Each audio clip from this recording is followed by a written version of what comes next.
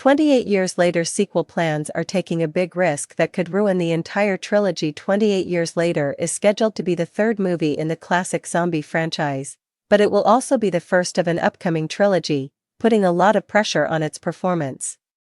The return of Danny Boyle's horror series has been almost 2 decades in the making, and with 28 Years Later being one of 2025's most anticipated movies, there are big expectations that the project will succeed both critically and financially.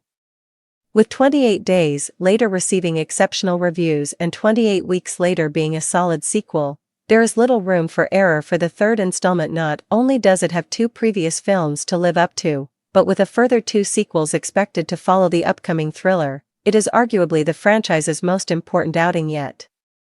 However, this shows how risky the current plan surrounding the zombie universe is, as there are already massive plans for the future.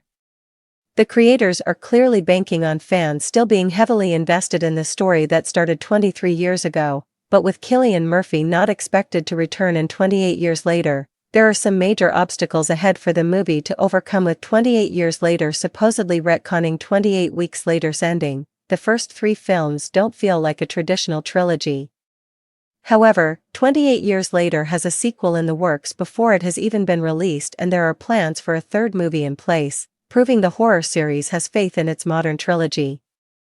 Unfortunately, these goals come with a major risk, as 28 Years Later and 28 Years Later, The Bone Temple both need to succeed, otherwise the third movie may not happen, which means the story could end on an unintentional cliffhanger that never gets resolved. The first 2 films were hardly box office juggernauts, but they did at least succeed financially, creating a positive sign for 28 Years Later. Still, for the movie to kick off a new trilogy, it will have to perform much better than its predecessors.